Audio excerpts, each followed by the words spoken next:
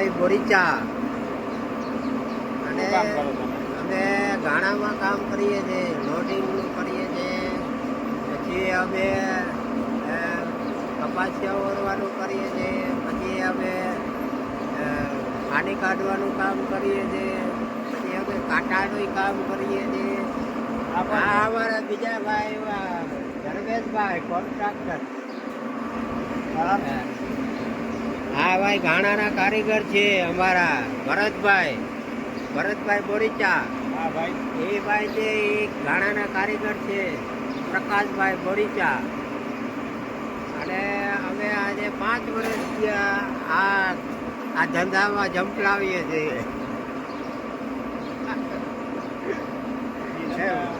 કયું કામ ફાવે બધું? અમને બધું કામ ફાવે છે. પાણી કાઢવાનું ફાવે છે, કપાસિયા ઓરવાનું ફાવે છે. અત્યારે અમે લોડિંગ કામમાં લાગ્યા છે. ગોળ કહેવામાં આવે છે પશુ આહાર.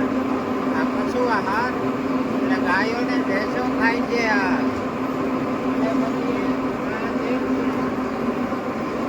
આ કાચું તેલ, અને કાચું તેલ કહેવામાં આવે છે વાલ રગડો.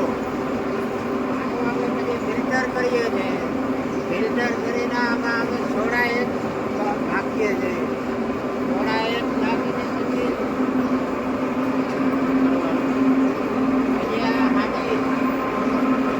આ છાણી કહેવામાં. આ છાણી કપાસિયાનો ભૂકો. આ કપાસિયાનો ભૂકો આપણે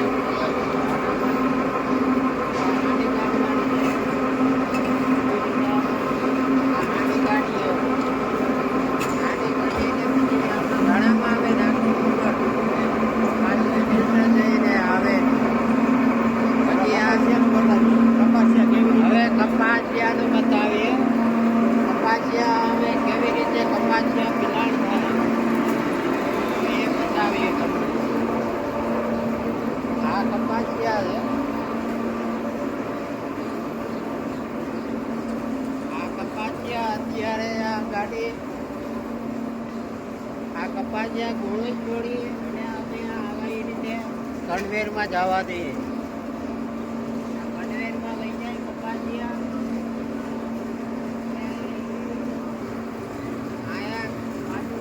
રિટર્ન થઈને આવે છે કપાસિયા ગાળેથી રિટર્ન થઈને આવે છે. આ ઢગલો થાય પાછું પછી ગાણામાં ઓરાઈને આવે અમારી પાસે. પછી એનું તેલ લઈને આગળ જાય. આને સોપ કહેવામાં આવે છે. આમાંથી કપડાં ધોવાનો સાબુ બને છે. આ સોપ કહેવાય. આ ન્યુટ્રીલાઇઝર કહેવાય. આ તેલનો રગડો નીકળે ને એમાં સાબુ કયો બને? આ લુગડા ધોવાનો કપાસિયાનો બને છે. આ મોરબી જાય છે સોપ, અને આ મોરબીથી પછી સાબુ બનીને આવે છે ઉપર જાય.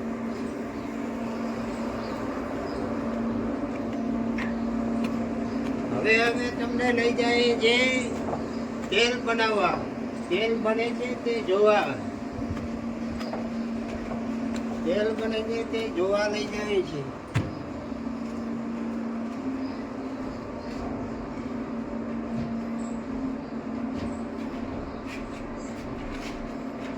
આ ગાળેથી તેલ અહીંયા આવી ગયું છે. આ ગાળેથી અહીંયા તેલ આવી ગયું છે. તો આ તેલ છે.